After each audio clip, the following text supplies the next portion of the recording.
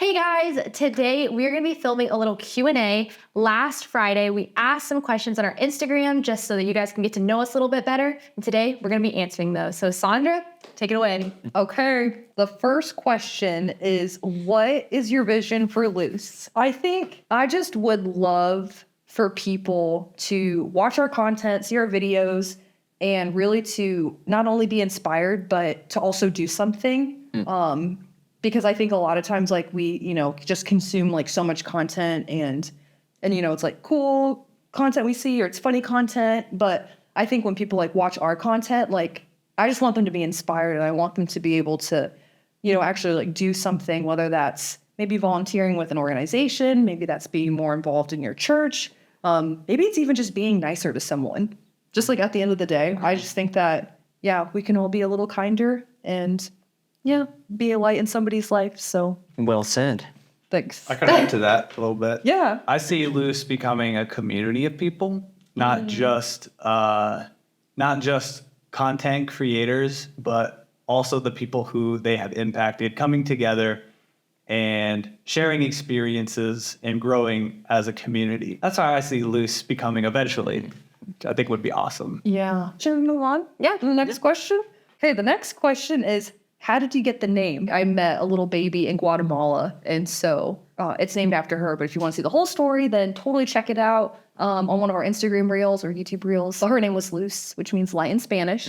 But then, when we were trying to come up together, like as a company, trying to like figure out what that name was going to be, I at first did not want to do that name, just because we thought so many people, which I'm sure this is the case now, of people calling it Luz, or people like not knowing like what, like what it means. But I don't know. I think, when you constantly repeat a message over and over again, and we're able to like really, I don't know, just share like our heart behind like our story with the company name.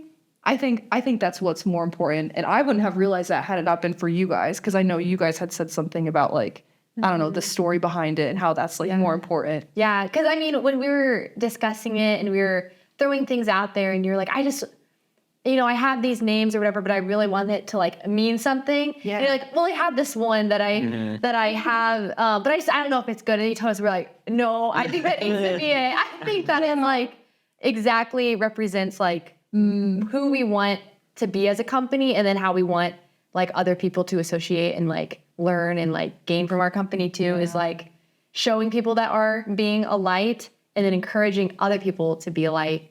So why not name our company after that? Like, goal? I mean, like what Hannah was saying, and Isaac too, like it's just such like an impactful story. And I feel like, I mean, every time you were kind of like talking about the vision that you were seeing this company going, before even like having a name to it, you kept coming back to that story. And so It's true. I think, just starting at that story, this is that much more stronger, and gives us like, again, like that, like drive behind the name. Like it's not just a name, but like we see like the story behind it, I think it's also important to address the elephant in the room and acknowledge that none of us are fluent in Spanish. Hola. Yeah. So we chose, See. we went ahead with a Spanish name because we know that is a culture that is growing rapidly in the States where we live. And we wanted to make sure that we were accepting of that, and also being as approachable as possible to people of any background. And from what I've experienced, if someone doesn't know how to pronounce our company name, it's just been a good conversation and a way to share about the company. So, that's not a bad thing. Exactly. And hey, we get to teach more people Spanish. And For people who don't know. Like, the people who don't know. I feel so bad because like, both my parents speak Spanish, and so they never like taught us kids per se how to speak Spanish. And so I'm in training. I will say I really want to learn Spanish, especially because it is like my background, and and that is something that's also super important to me as well. And then you said it well, of just being like more inclusive and stuff like that. So Spanish lesson number 1. There you go. Luz means light. Okay, on the count of 3, we're going to say it together. 1, 2, 3, Luz. I know. Like Dora now. I kind of want to just tell the story of the very first time we ever showed a video of ours to a group of people, when it was over. A close friend of ours, who will remain unnamed, said, he said, they said, yay, Luz. And we all just kind of like let out this collective like groan. But we're going to stick with it until everybody knows how to name properly. That's right. And we're all learning, we're still learning. Yeah. Like we said, we want to learn how to speak Spanish. And so we want to incorporate that more and more into the company because we're also passionate about just, culture and learning and becoming more diverse in our understanding of the people around us. So, Absolutely. Okay. What inspired you to start Luz? back to you, founder. Love to tell you, I had no intentions of starting a company at all. Actually, I wanted to be working for a nonprofit eventually. And so I am currently still in the MBA program at Huntington. And I basically just, had to take this entrepreneurship class where we all kind of came up with our own business idea. And I was like, I've never thought about starting a business. And so it was through this that I came up with this hypothetical business model of doing YouTube vlogs for nonprofits. And then my professor at the end of it was like, you really got to run with that. And I was like, oh, okay. Like, I was just trying to get the A low key, but I just got the A. I did, but I think after that, I think when one person really believes in your dream, because I think, inside yourself, you believe, or at least like for me, I was like, oh, that's a cool idea. But when somebody else says, no, I believe you can actually do that, then that makes all the difference. And so I think for me, that was like super empowering. And I think that professor so much for even like believing in me. And so, but that's kind of like how it started. And then how we met the Hannigans, because we went to college together. We weren't really in the same friend group, but, Huntington University is super small. And so we knew who each other were, but we didn't like really know. But it was through one of my friends. Well, actually, it was a couple of my friends. We were just talking. I was talking to them about just like my idea that I had. And they both told me that you guys would be super interested in maybe doing something like this with us. And I was like, okay, like that'd be so cool. And so then one of them just went ahead and I don't even remember if it was, I think it was Chloe. Yeah. Shout out, Chloe. Thank you, Chloe. Yes. But yeah, I think it was definitely like through her where she set us up and we just kind of got to just talk about the vision and stuff. Do you guys remember that? Like the very first time you guys came to my house and. Yeah. Scary. It was so scary. I was like, oh my gosh, it's that. Like the first date. Well, that's so crazy too, just because Isaac and I both studied film, and I think coming out of school, we both had very similar goals with our career. And one of them was to be able to work together in our career, just because you really enjoy working with each other. And we just like creating together. And the second thing was it's kind of a twofold thing of doing some type of media work that was impactful in making a difference in the world and being a light. We didn't use that word, but that lines up right with it. But also doing it with a community of people that, have similar goals and are encouraging and uplifting and really just a good community to work with. And when we heard about that opportunity, it was hitting all of those things. And I think for us going in, we're kind of this is crazy, isn't it?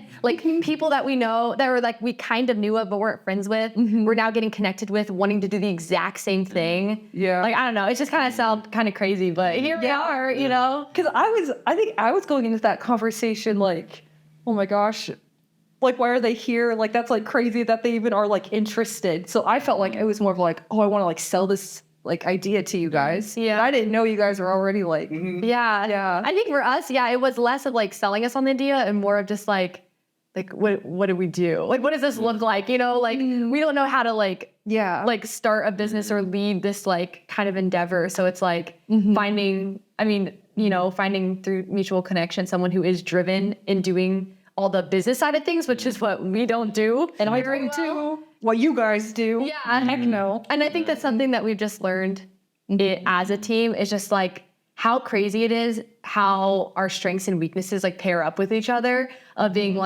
where one person isn't strong in something, but they're really strong in something else. It fits together so well to create like what we have. Yeah. Next question. What's the most valuable lesson you have learned doing creative work for nonprofits? Dang, that's a good question. That's a good question. I think the lesson that I took to heart the most, just from the few nonprofits that we've worked with already, was from Tom at the West Side Boxing Club. I think what struck me the most about our conversation with him was his decision to not separate himself from the people that he wanted to minister to, but instead he literally crossed the bridge. In Anderson, there's a bridge that separates kind of the middle class and like the lower class people. Yeah. He crossed the bridge into that lower class area so that he could be closer to the people that he wanted to connect with. And that struck me. That was the lesson I think that I learned the most was, I think in his words, he said, he said something. He said, Is it our Yeah, I was like, I think it's the Instagram post. Just look out on our Instagram real quick. Yeah, we like to pull from previous videos and just different interviews that we've been able to do with different organizations. And so Isaac, you're just talking about the quote that Tom made, and it was theology of location, that God sent Jesus to be with us, not across town from us. thank you. And so once you do that, put yourself there, and it changes everything. That's exactly what I was thinking of. Yeah. Thank you, Jesse. I don't know. The first thing that came to my mind, I think, was just like, I think starting out, one, like just coming out of college, but then two, like starting a business. I think it could be easy to compare. Like, I know I've like felt that too, just comparing like myself and like what like I'm producing to like what others produce. And then I think seeing what's out there and what I look up to and finding that like balance of like being content, content with like where I'm at, but then also like striving to learn and to grow, in my skills. And I think it's been like humbling and very encouraging to see people who work in nonprofits. They are like so like eager to just work with us and to utilize our gifts because we are passionate. And also because we do know like what we're doing, and even though like we're still early on, like we still have a lot to give. And so I think that's just been encouraging. Because they're definitely coming to us for like Yeah. help.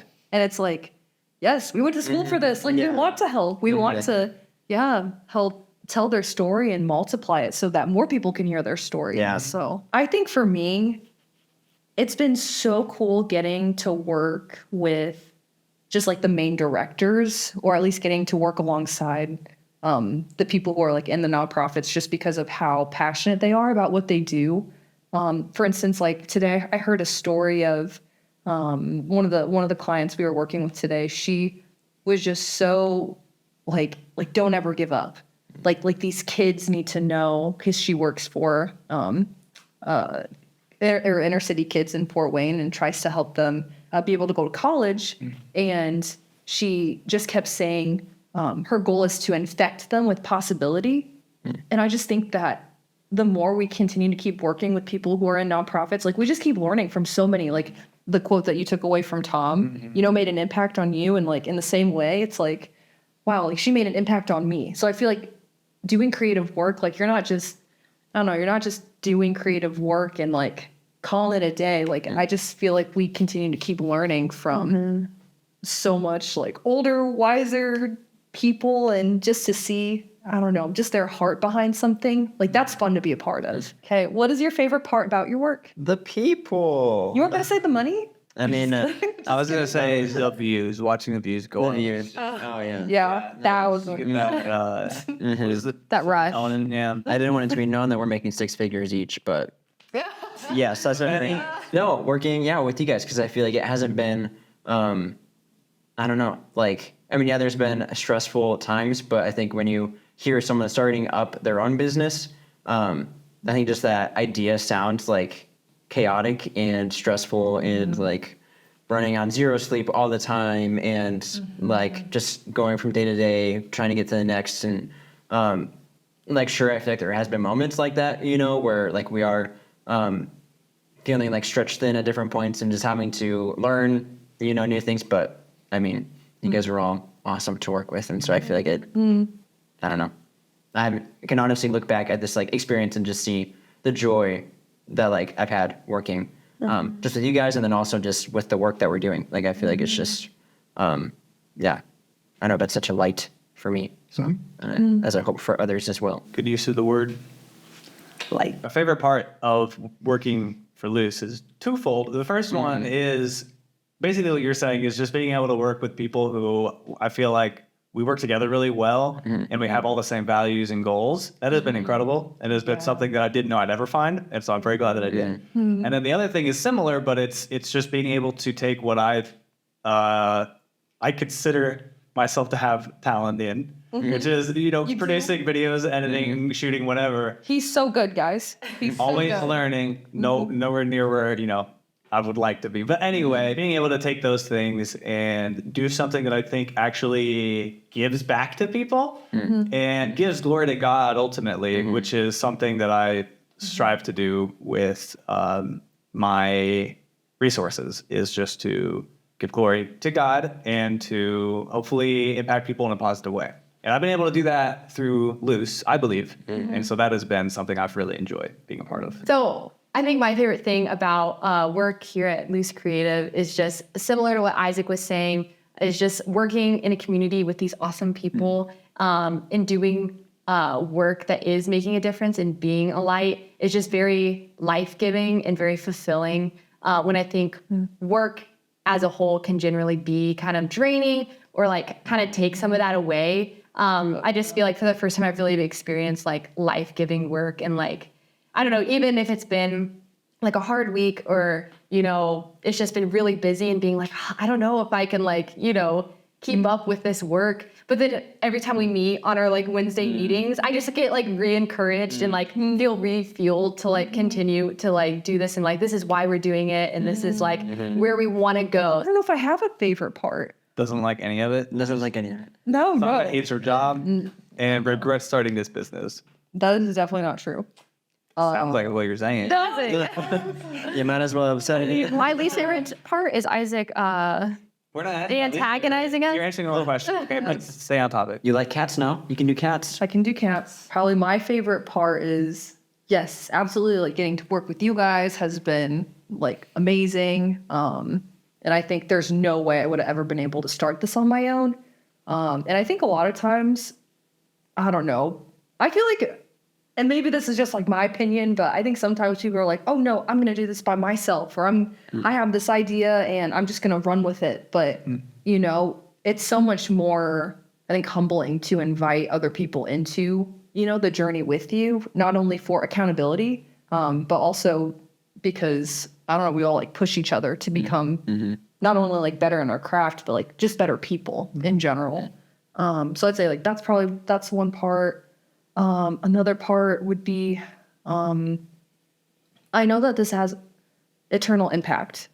And I think for me, that's probably the most important thing because, I do what I do because I am a Christian, I love the Lord, and I want other people to also like see, just God's work like out there. And I want, people to see just like other people who are passionate about the Lord, and because of their passion and love for their Lord, they're either in like a lower job or they're trying so hard to like work in the community to make a difference. And I think a lot of nonprofits get underpaid, or at least like employees who work for nonprofits get underpaid, but yet they just like believe in the mission so much that they want to, do what they do. And so to be able to like work alongside people who also have like similar hearts and minds, I just love the networking. I think that probably is my favorite part.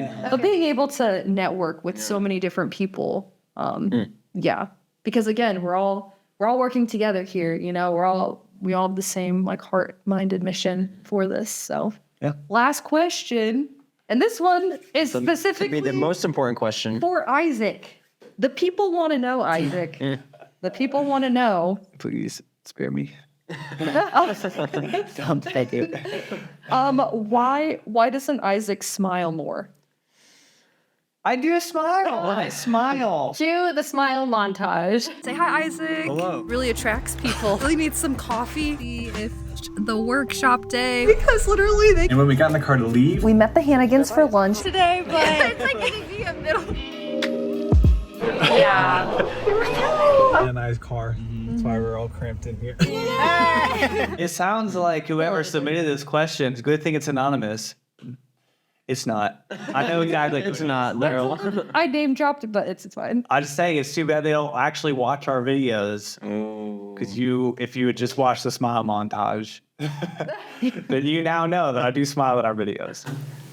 There it is. That was a very aggressive smile. That was good, Isaac. Thank you. That concludes our Q&A. Guys, thank you so much for just supporting us in the journey that we've been on so far. Keep asking questions. Yes, questions. If you have more questions, put them down in the comments and we can just answer them there.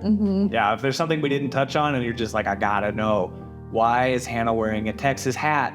Then put it in the comments and we'll try to answer it. That might be an enigma forever. Now, if we hit 1 million views on this video, I will tell you why I'm wearing it. By next week. Thank you for being the Loose, and we'll see you guys in the next video. That's as good as we're getting. I'm sorry. That's as I'm good as sorry. we're getting.